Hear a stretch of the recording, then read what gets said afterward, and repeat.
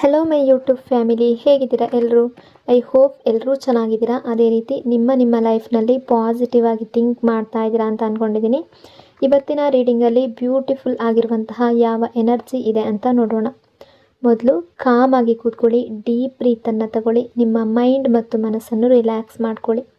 ಈಗ ನಿಮ್ಮ ಪರ್ಸನ್ ಹೆಸರನ್ನು ಮನಸಾರೆ 3 ಬಾರಿ ನೆನಪಿಸ್ಕೊಳ್ಳಿ. ನಿಮ್ಮ ಪರ್ಸನ್ ಫೇಸನ್ನು ಇಮ್ಯಾಜಿನ್ ಮಾಡ್ಕೊಳ್ಳಿ. ಅವರು ಮತ್ತು ನೀವು ಒಟ್ಟಿಗೆ ಕಳೆದಿರುವ ಬ್ಯೂಟಿಫುಲ್ ಮೆಮೊರೀಸ್ನ ನೆನಪು ಮಾಡ್ಕೊಳ್ಳಿ. ಅದಕ್ಕೂ ಮೊದಲು ಈ ರೀಡಿಂಗ್ ನಿಮ್ಮವರೆಗೂ ತಲುಪಿದೆ ಅಂದರೆ ಯು ಆರ್ ಸೋ ಬ್ಲೆಸ್ಡ್. ಯೂನಿವರ್ಸ್ಗೆ ಗ್ರ್ಯಾಟಿಟ್ಯೂಡ್ ಹೇಳಿ, ಥ್ಯಾಂಕ್ ಯು ಯೂನಿವರ್ಸ್ ಅಂತ ಹೇಳಿ ನಿಮ್ಮ ಪರ್ಸನ್ ಎನರ್ಜಿಯನ್ನು ಫೀಲ್ ಮಾಡಿ. ಬ್ಯೂಟಿಫುಲ್ ಆಗಿರುವ ಎನರ್ಜಿ ಬಂದಾಗ ಅದನ್ನು ರಿಸೀವ್ ಮಾಡ್ಕೊಳ್ಳಿ. ಇದು ಜನರಲ್ ರೀಡಿಂಗ್ ಆಗಿರುತ್ತೆ. ಸೊ ಎಲ್ಲ ವಿಷಯಗಳು ಎಲ್ಲರಿಗೂ ಕೂಡ ಮ್ಯಾಚ್ ಆಗಲೇಬೇಕು ಅಂತ ಇಲ್ಲ. ನಿಮ್ಮ ಸಿಚುವೇಶನ್ಗೆ ಮ್ಯಾಚ್ ಆಗುವ ಎನರ್ಜಿ ಮಾತ್ರ ರಿಸೀವ್ ಮಾಡ್ಕೊಳ್ಳಿ. ಯಾವುದಾದ್ರೂ ಭಾಗ ನಿಮಗೆ ಮ್ಯಾಚ್ ಆಗಲಿಲ್ಲ ಅಂದರೆ ಅದನ್ನು ಫೋರ್ಸ್ ಆಗಿ ತಗೊಳ್ಬೇಡಿ. ಈ ರೀಡಿಂಗ್ನ ಉದ್ದೇಶ ಏನು ಅಂದರೆ, ಈ ಕ್ಷಣದ ಪ್ರೆಸೆಂಟ್ ಎನರ್ಜಿ ಹೇಗಿದೆ, ನಿಮ್ಮ ಪರ್ಸನ್ ಮನಸ್ಸಿನಲ್ಲಿ ಏನು ನಡೀತಾ ಇದೆ, ನಿಮ್ಮಿಬ್ಬರ ನಡುವೆ ಯಾವ ರೀತಿಯ ಎಮೋಷನ್ಸ್ ಅಥವಾ ವೈಬ್ಸ್ ನಡೀತಾ ಇದೆ, ಅದನ್ನು ನಿಮಗೆ ತಿಳಿಸುವ ಒಂದು ಸಣ್ಣ ಪ್ರಯತ್ನ ಅಷ್ಟೇ. ಹಾಗಾಗಿ ಓವರ್ ಆಗಿ ನೆಗೆಟಿವ್ ಆಗಿ ಯೋಚನೆ ಮಾಡಬೇಡಿ. ನಿಮ್ಮ ಮನಸ್ಸನ್ನು ಅನಾವಶ್ಯಕ ಭಯಗಳಿಂದ ತುಂಬಿಸ್ಕೊಳ್ಬೇಡಿ. ಯಾವುದೇ ರಿಲೇಷನ್ಶಿಪ್ಪಲ್ಲಿ ಆಗಿರಲಿ, ಪಾಸಿಟಿವ್ ಎನರ್ಜಿ ಅನ್ನೋದು ತುಂಬ ಇಂಪಾರ್ಟೆಂಟ್ ಆಗಿರುತ್ತೆ. ನಿಮ್ಮಿಬ್ಬರ ಪ್ರೀತಿ ಅನ್ನೋದು ನಿಜವಾಗಿದ್ದರೆ, ಅದು ಪ್ಯೂರ್ ಆಗಿದ್ದರೆ, ಯೂನಿವರ್ಸ್ ಸೇರಿಸಬೇಕಾದ ಇಬ್ಬರನ್ನು ಯಾರೂ ಕೂಡ ಶಾಶ್ವತವಾಗಿ ದೂರ ಮಾಡೋದಕ್ಕೆ ಆಗೋದಿಲ್ಲ. ಆದರೆ ಒಂದು ವಿಷಯ ನೆನ್ಪಿಟ್ಕೊಳ್ಳಿ, ಬಲವಂತದಿಂದ ಯಾವ ರಿಲೇಷನ್ಶಿಪ್ ಕೂಡ ಉಳಿಯಲ್ಲ. ಪ್ರೀತಿ ಅಂದರೆ ಅದು ಫೋರ್ಸ್ ಅಲ್ಲ, ಅದು ಅರ್ಥ ಮಾಡ್ಕೊಳ್ಳೋದು, ರೆಸ್ಪೆಕ್ಟ್, ಕೇರ್ ಮತ್ತು ನಿಜವಾದ ಕನೆಕ್ಷನ್. ಹಾಗಾಗಿ ಕಾಮ್ ಆಗಿರಿ, ಪಾಸಿಟಿವ್ ಆಗಿರಿ. ಯಾವುದು ನಿಮ್ಮದಾಗಿದೆಯೋ ಅದು ಸರಿಯಾದ ಟೈಮ್ನಲ್ಲಿ ನಿಮ್ಮ ಹತ್ರ ಬಂದೇ ಬರುತ್ತೆ. ರೀಡಿಂಗನ್ನು ನೋಡಬೇಕಾದ್ರೆ ವಿಡಿಯೋನ ಲೈಕ್ ಮಾಡ್ಕೊಳ್ಳಿ. ಅದೇ ರೀತಿ ಚಾನಲ್ನ ಸಬ್ಸ್ಕ್ರೈಬ್ ಮಾಡಿಕೊಂಡು ಕನೆಕ್ಟ್ ಆಗಿ. Regret energy. ಎಲ್ಲೋ ಈ ಪರ್ಸನ್ಗೆ ಇವಾಗ ಅವರು ನಿಮ್ಮ ಜೊತೆ ಎಷ್ಟು ತಪ್ಪು ಮಾಡಿದ್ದಾರೆ ಅನ್ನೋ ಫೀಲಿಂಗ್ ಬರ್ತಾ ಇದೆ. ಮೇ ಬಿ ಇವರು ನಿಮ್ಮನ್ನು ಡಿಸ್ರೆಸ್ಪೆಕ್ಟ್ ಮಾಡಿರ್ಬೋದು, ತುಂಬ ಬ್ಯಾಡ್ ವರ್ಡ್ಸ್ ಬಳಸಿರ್ಬೋದು, ರೂಡಾಗಿ ಬಿಹೇವ್ ಮಾಡಿರ್ಬೋದು. ಇಂಥದ್ದೇನಾದರೂ ಈ ಪರ್ಸನ್ ನಿಮ್ಮ ಜೊತೆ ಮಾಡಿರ್ಬೋದು. ಯಾಕೆಂದರೆ ಇವತ್ತು ಅವರಿಗೆ ಅದೇ ವಿಷಯ ನೆನಪಾಗ್ತಾ ಇದೆ. ತಾವು ಈ ರಿಲೇಷನ್ಶಿಪ್ಪಲ್ಲಿ ತುಂಬ ತಪ್ಪು ಮಾಡಿದ್ದಾರೆ ಅನ್ನೋ ರಿಗ್ರೆಟ್ ಅವರಿಗೆ ಆಗ್ತಾ ಇದೆ. ತುಂಬ ಮಿಸ್ಟೇಕ್ಸ್ ಮಾಡಿದ್ದಾರೆ ಅನ್ನೋ ಫೀಲಿಂಗ್ ಬರ್ತಾ ಇದೆ.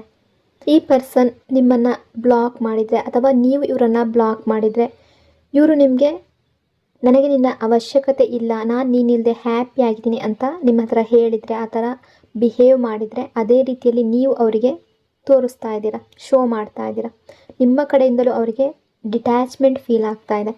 ಈ ಪರ್ಸನ್ಗೆ ಈಗ ಅನ್ನಿಸ್ತಾ ಇದೆ, ನಾನು ಇಷ್ಟೊಂದು ತಪ್ಪು ಮಾಡಿದ್ದೀನಿ, ಇಷ್ಟೊಂದು ನೋವು ಕೊಟ್ಟಿದ್ದೀನಿ, ಹಾಗಿರುವಾಗ ಇವರು ನನ್ನಿಂದ ಡಿಟ್ಯಾಚ್ ಆಗೋದಿಲ್ಲ ಅಂದರೆ ಹೇಗೆ?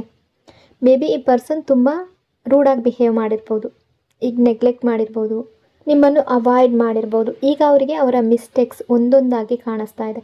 ಈ ಪರ್ಸನ್ ನಿಮ್ಮ ಬಗ್ಗೆ ತುಂಬ ಓವರ್ ಥಿಂಕಿಂಗ್ ಮಾಡ್ತಾ ಇದ್ದಾರೆ. ಇವತ್ತು ಅವರಿಗೆ ಅವರ ತಪ್ಪುಗಳೆಲ್ಲ ಕ್ಲಿಯರ್ ಆಗಿ ಅರ್ಥ ಆಗ್ತಾ ಇದೆ.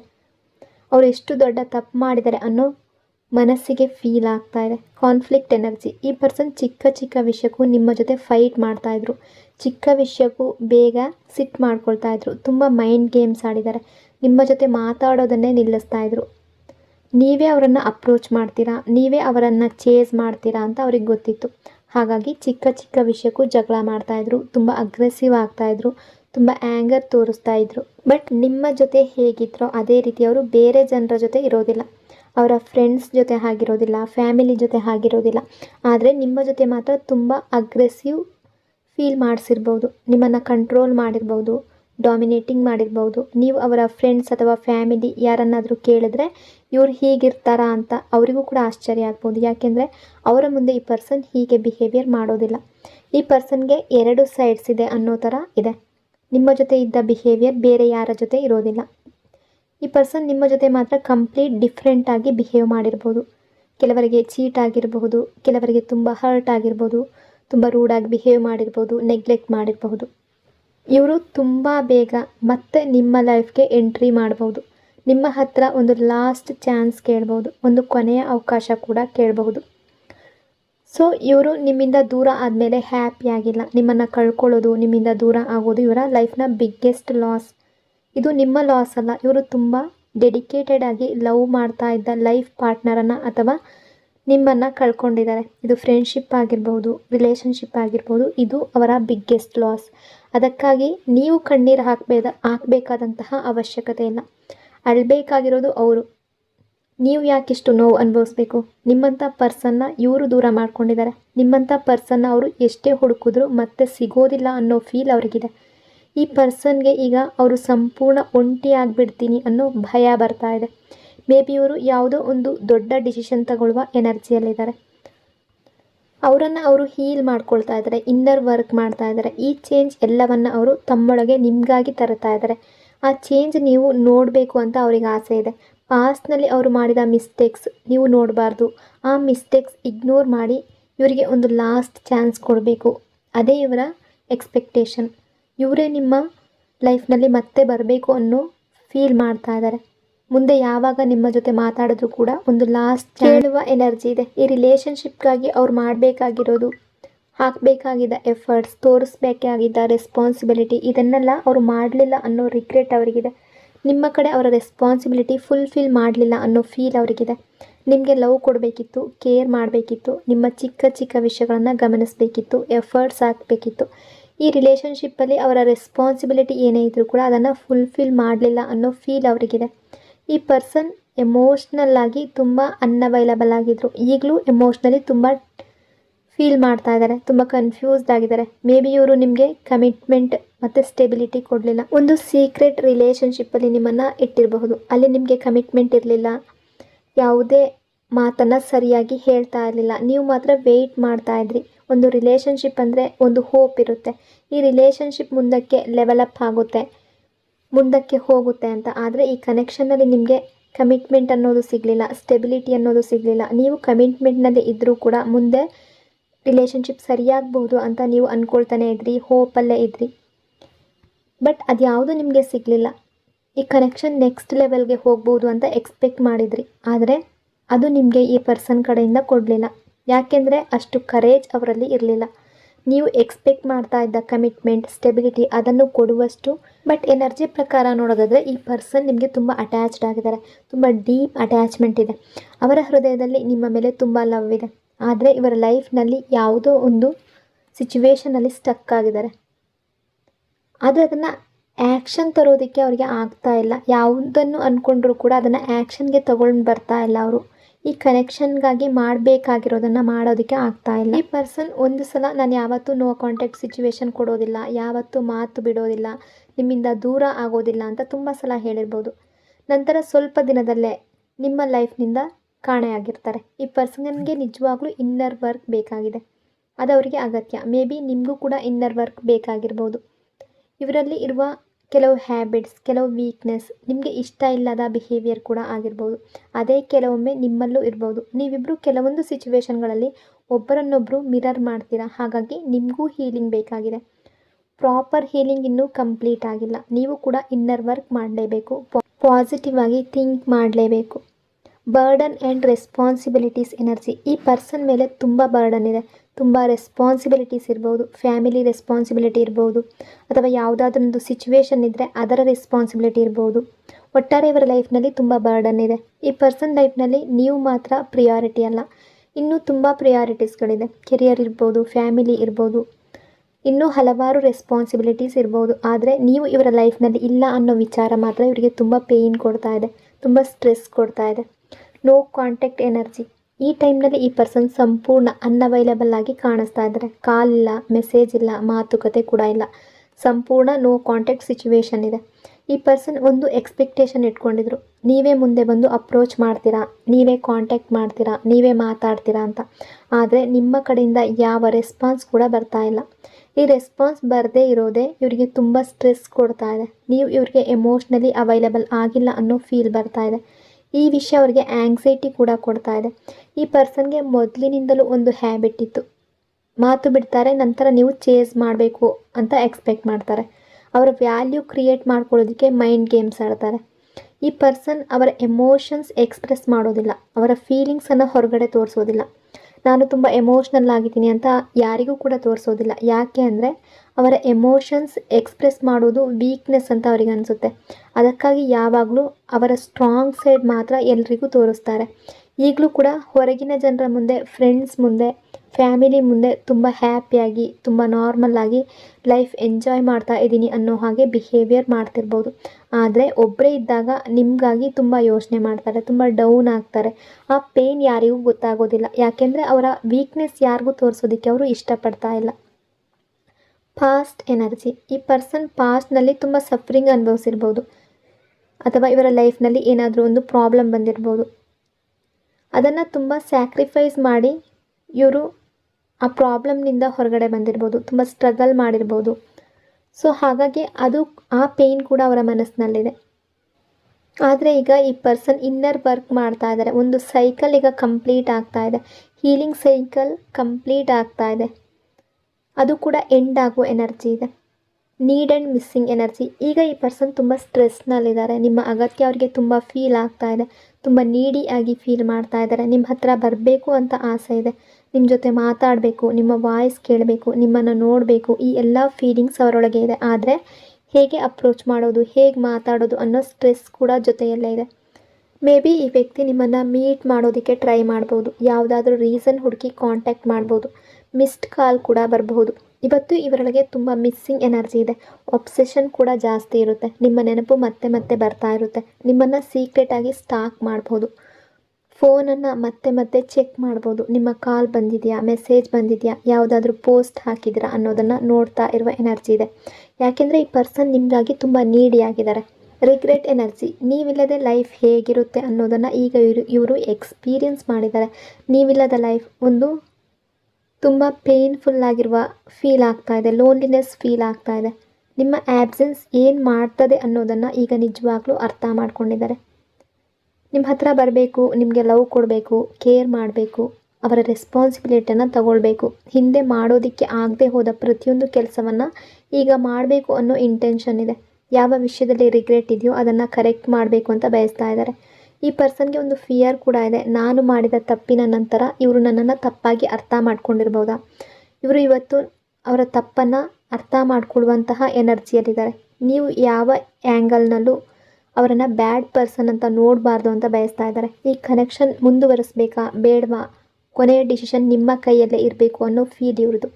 ಆದರೆ ನೀವು ಇವರ ಜೊತೆ ಇರದಿದ್ರೂ ಕೂಡ ಮುಂದಿನ ದಿನಗಳಲ್ಲಿ ಯಾವಾಗಲಾದರೂ ನಿಮ್ಮ ಎದುರು ಸಿಕ್ಕರೆ ಒಬ್ಬರನ್ನೊಬ್ಬರು ಸ್ಮೈಲ್ ಮಾಡಿ ಮಾತಾಡುವಷ್ಟು ರೆಸ್ಪೆಕ್ಟ್ ಇರಬೇಕು ಅಂತ ಇವರು ಬಯಸ್ತಾ ಇದ್ದಾರೆ. ನಿಮ್ಮ ಮನಸ್ಸಿನಲ್ಲಿ ಅವರ ಬಗ್ಗೆ ಯಾವುದೇ ಮಿಸ್ಅಂಡರ್ಸ್ಟ್ಯಾಂಡಿಂಗ್ ಉಳಿಬಾರ್ದು ಅನ್ನೋದು ಇವರ ಮನಸ್ಸಿನಲ್ಲಿ. Second chance and new beginning energy. ಈ ಎಲ್ಲ ಫೀಲಿಂಗ್ಸ್ ಜೊತೆಗೆ ಈ ಪರ್ಸನ್ ನಿಮ್ಮ ಹತ್ರ ಬರಬೇಕು ಅಂತ ಬಯಸ್ತಾ ಇದ್ದಾರೆ. ನೀವು ಅವರಿಗೆ ಇನ್ನೊಂದು ಚಾನ್ಸ್ ಕೊಟ್ಟರೆ ನಿಮ್ಮೊಳಗಿನ ಎಲ್ಲ ಮಿಸ್ಅಂಡರ್ಸ್ಟ್ಯಾಂಡಿಂಗ್ ಕ್ಲಿಯರ್ ಮಾಡಬೇಕು ಅಂತ ನಿರ್ಧಾರ ಮಾಡಿದ್ದಾರೆ.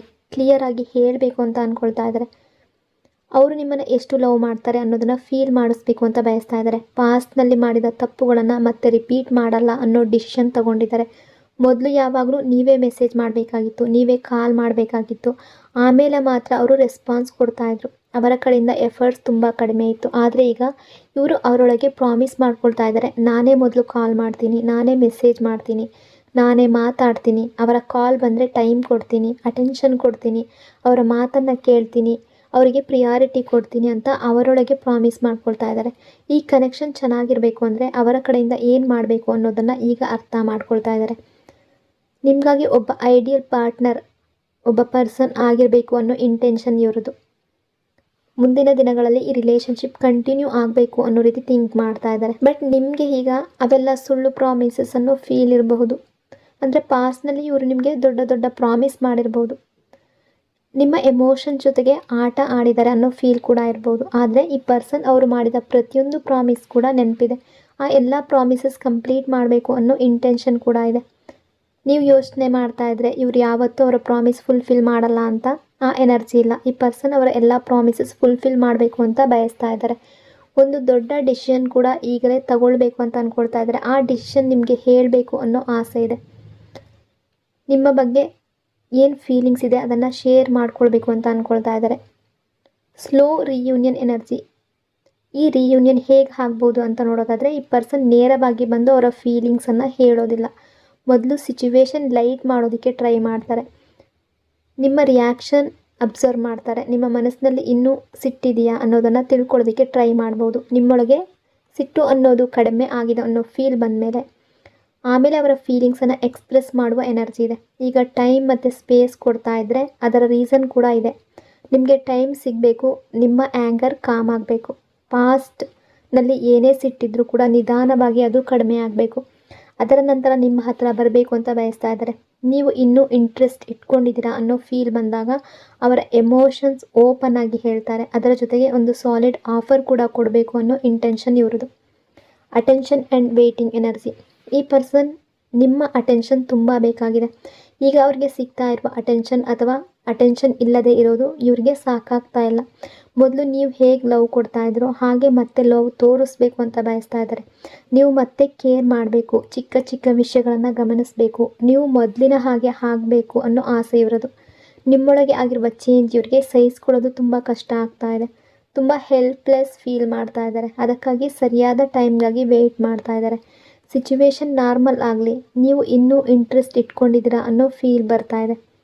ಆ ಮೂಮೆಂಟ್ ಬಂದಾಗ ಈ ಪರ್ಸನ್ ನಿಮ್ಮನ್ನು ಅಪ್ರೋಚ್ ಮಾಡ್ತಾರೆ. ಹಾಗಾಗಿ ಸಿಚುವೇಶನ್ ಬಗ್ಗೆ ನೀವು ಸ್ಟ್ರೆಸ್ ತಗೊಳ್ಬೇಡಿ, ತುಂಬ ವರಿ ಮಾಡಬೇಡಿ. ಈ ಪರ್ಸನ್ ಸರಿಯಾದ ಟೈಮ್ಗೆ ವೆಯ್ಟ್ ಮಾಡ್ತಾ ಇದ್ದಾರೆ. ಈ ಕನೆಕ್ಷನ್ ಮತ್ತೆ ಸರಿಯಾಗಬೇಕು ಅನ್ನೋ ಆಸೆ ಇವರ ಮನಸ್ಸಿನಲ್ಲಿದೆ. Right time and social media reality energy. ಈ ಪರ್ಸನ್ ಒಂದೇ ಒಂದು ವಿಷಯ ಹೇಳಬೇಕು ಅಂತ ಬಯಸ್ತಾ ಇದ್ದಾರೆ. ಅವ್ರು ಇನ್ನೂ ನಿಮ್ಮನ್ನು ವೆಯ್ಟ್ ಮಾಡ್ತಾ ಇದ್ದಾರೆ. ಯಾವಾಗ ನಿಮ್ಮಿಬ್ಬರ ಮಧ್ಯ ಸಿಚುವೇಶನ್ ಸರಿಯಾಗುತ್ತೋ, ಯಾವಾಗ ಎಲ್ಲವೂ ನಾರ್ಮಲ್ ಆಗುತ್ತೋ ಆವಾಗ ನಿಮ್ಮನ್ನು ಅಪ್ರೋಚ್ ಮಾಡ್ತೀನಿ ಅಂತ ಹೇಳಬೇಕು ಅಂತ ಅಂದ್ಕೊಳ್ತಿದ್ದಾರೆ. ಆ ಫೀಲ್ ಅವರೊಳಗೆ ಇದೆ. ಅವರು ಕೂಡ ಈ ಸಿಚುವೇಶನನ್ನು ಸರಿ ಮಾಡಬೇಕು ಅಂತ ಬಯಸ್ತಾ ಇದ್ದಾರೆ. ಹಾಗಾಗಿ ನೀವು ಕೂಡ ವೆಯ್ಟ್ ಆ್ಯಂಡ್ ವಾಚ್ ಮಾಡಲೇಬೇಕು. Social media reality energy. ನೀವು ಅವರನ್ನು ಸೋಷಿಯಲ್ ಮೀಡಿಯಾದಲ್ಲಿ ನೋಡ್ತಾ ಇದ್ದರೆ ಅಲ್ಲಿ ಅವರು ತುಂಬ ಹ್ಯಾಪಿಯಾಗಿ ಕಾಣಿಸ್ಬೋದು, ತುಂಬ ನಾರ್ಮಲ್ಲಾಗಿ ಲೈಫ್ ಎಂಜಾಯ್ ಮಾಡ್ತಾ ಇದ್ದಾರೆ ಅನ್ನೋ ರೀತಿ ಕಾಣಿಸ್ಬೋದು. ಇವರು ನನ್ನನ್ನು ಮಿಸ್ ಮಾಡ್ತಾ ಇದ್ದಾರೆ ಅನ್ನೋದು ನಿಮಗೆ ಕಾಣಿಸ್ತಾ ಇಲ್ಲ. ಆದರೆ ಸೋಷಿಯಲ್ ಮೀಡಿಯಾದಲ್ಲಿ ಕಾಣಿಸೋದೆಲ್ಲ ರಿಯಾಲಿಟಿ ಆಗಿರಬೇಕು ಅಂತ ಇಲ್ಲ. ಅವರು ಹೊರ ಜಗತ್ತಿಗೆ ಸ್ಟ್ರಾಂಗ್ ಪರ್ಸನ್ ಆಗಿ ಕಾಣಿಸ್ಕೊಳ್ಳೋದಕ್ಕೆ ಟ್ರೈ ಮಾಡ್ತಾ ಇದ್ದಾರೆ. ಯಾರು ಅವರ ವೀಕ್ ಸೈಡನ್ನು ನೋಡಬಾರ್ದು ಅಂತ ಅಂದ್ಕೊಳ್ತಾ ಇದ್ದಾರೆ. ಪ್ರತಿಯೊಬ್ಬರು ಹ್ಯಾಪಿ ಮೂಮೆಂಟ್ಸನ್ನು ಜಗತ್ತಿಗೆ ತೋರಿಸ್ಬೇಕು ಅಂತ ಇಷ್ಟಪಡೋದು. ಹಾಗಾಗಿ ಅವರ ವೀಕ್ನೆಸ್ ಯಾರಿಗೂ ಕಾಣಿಸ್ಬಾರ್ದು ಅನ್ನೋದು ಇವರ ಯೋಚನೆ. ಜನರು ಅವರ ವೀಕ್ನೆಸ್ನ ಅಡ್ವಾಂಟೇಜ್ ತಗೊಳ್ಬಹುದು ಅನ್ನೋ ಭಯ ಅವರಿಗಿದೆ. ಅದರ ಕಾರಣ ಅವರು ಯಾವಾಗಲೂ ಅವರ ಸ್ಟ್ರಾಂಗ್ ಸೈಡ್ ಮಾತ್ರ ತೋರಿಸ್ತಾ ಇದ್ದಾರೆ. Final decision energy. ನೀವು ಅವರನ್ನು ಯಾವತ್ತೂ ತಪ್ಪಾಗಿ ಅರ್ಥ ಮಾಡ್ಕೊಳ್ಬಾರ್ದು. ಯಾವ ಸಿಚುವೇಶನ್ ಬಂದರೂ ನೀವು ಅವರನ್ನು ಬ್ಯಾಡ್ ಪರ್ಸನ್ ಅಂತ ನೋಡಬಾರ್ದು. ಮೇ ಬಿ ಈ ಪರ್ಸನ್ ನಿಮ್ಮನ್ನು ಅಪ್ರೋಚ್ ಮಾಡುವ ಎನರ್ಜಿ ಇದೆ. ಕೊನೆಯ ಡಿಸಿಷನ್ ಮಾತ್ರ ನಿಮ್ಮದೇ ಅನ್ನುವ ರೀತಿ ಥಿಂಕ್ ಮಾಡ್ತಾ ಇದ್ದಾರೆ. ಅಂದರೆ ಈ ರಿಲೇಷನ್ಶಿಪ್ ಎಂಡ್ ಮಾಡಬೇಕಾ ಅಥವಾ ಮುಂದುವರಿಬೇಕಾ ಅನ್ನೋ ಡಿಸಿಷನ್ ನಿಮ್ಮ ಕೈಯಲ್ಲೇ ಇರುತ್ತೆ.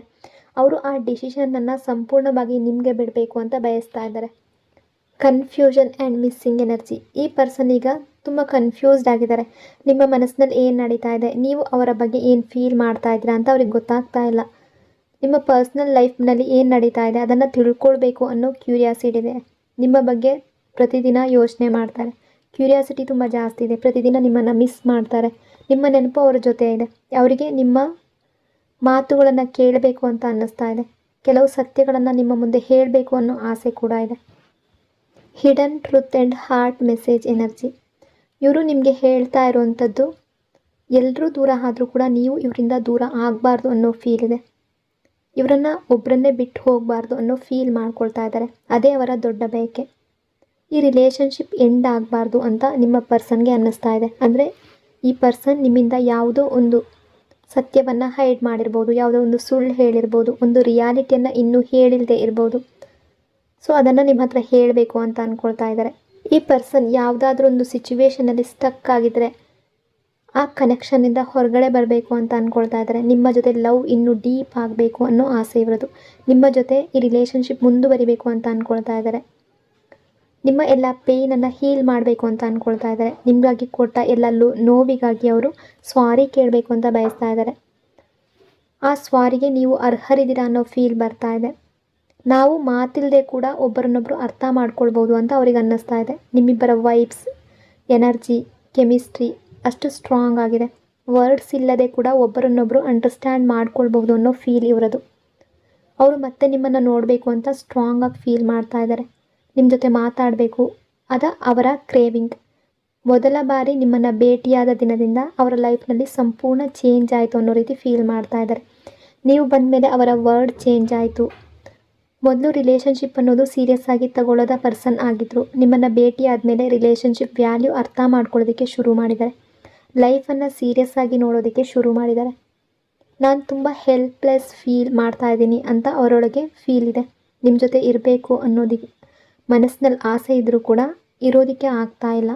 ಸೊ ತುಂಬ ಡೌನ್ ಫೀಲ್ ಮಾಡ್ತಾ ಇದ್ದಾರೆ. ಅವರಿಗೆ ಈ ಮೂಮೆಂಟಲ್ಲಿ ನಿಮ್ಮ ಜೊತೆಯಲ್ಲಿರಬೇಕಿತ್ತು ಅನ್ನೋ ಆಸೆ ತುಂಬ ಜಾಸ್ತಿ ಇದೆ. ಆದರೆ ಸಿಚುವೇಶನ್ ಹಾಗಿಲ್ಲ. ಸೊ ಅವರು ನಿಮ್ಮನ್ನು ಗಮನಿಸ್ತಾ ಇದ್ದಾರೆ ಅನ್ನೋ ಎನರ್ಜಿಯಲ್ಲಿದ್ದಾರೆ. ಮೇ ಬಿ ಈ ಪರ್ಸನ್ ನಿಮ್ಮನ್ನು ಸೀಕ್ರೆಟಾಗಿ ಸ್ಟಾಕ್ ಕೂಡ ಮಾಡ್ತಾ ಇರ್ಬೋದು. ಇವರನ್ನು ನೀವು ಫರ್ಗ್ಯೂ ಮಾಡಿ ಅಂತ ಕೇಳ್ಕೊಳ್ಳುವ ಎನರ್ಜಿಯಲ್ಲಿದ್ದಾರೆ. ಮತ್ತು ಇವರ ಲೈಫ್ನಲ್ಲಿ ನೀವಿರಬೇಕು ಅಂತ ಬಯಸ್ತಾ ಇದ್ದಾರೆ. ಅವರು ಕೂಡ ಮತ್ತೆ ನಿಮ್ಮ ಲೈಫ್ಗೆ ಬರಬೇಕು ಅಂತ ಬಯಸ್ತಾ ಇದ್ದಾರೆ. ನಿಮ್ಮಿಬ್ಬರ ನಡುವೆ ಇದ್ದ ಬಾಂಡ್, ಕೆಮಿಸ್ಟ್ರಿ, ಕನೆಕ್ಷನ್ ಅದನ್ನು ಅವರು ಯಾರ ಜೊತೆ ಕೂಡ ಫೀಲ್ ಮಾಡಿರಲಿಲ್ಲ ಅನ್ನೋ ಫೀಲಿಂಗ್ ಅವ್ರಿಗೆ ಬರ್ತಾ ಇದೆ. ನಿಮ್ಮಿಬ್ಬರ ನಡುವೆ ಪಾಸ್ಟ್ ಲೈಫ್ ಕನೆಕ್ಷನ್ ಇದೆ ಅನ್ನೋದನ್ನು ಫೀಲ್ ಮಾಡ್ತಾ ಇದ್ದಾರೆ. ಸೊ ಇದು ಇವತ್ತಿನ ರೀಡಿಂಗ್ನಲ್ಲಿರುವ ಎನರ್ಜಿ. ಈ ರೀಡಿಂಗ್ ನಿಮಗೆ ಇಷ್ಟ ಆಗಿದೆ ಅಂದ್ಕೊಂಡಿದ್ದೀನಿ. ಇಷ್ಟ ಆಗಿದ್ರೆ ಪಾಸಿಟಿವ್ ಆಗಿ ಕಮೆಂಟ್ ಮಾಡಿ.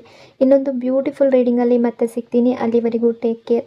ನಿಮ್ಮ ಪ್ರೀತಿ, ನಿಮ್ಮ ಸಪೋರ್ಟ್ಗೆ thank you so much. Lots and lots of love. God bless you all.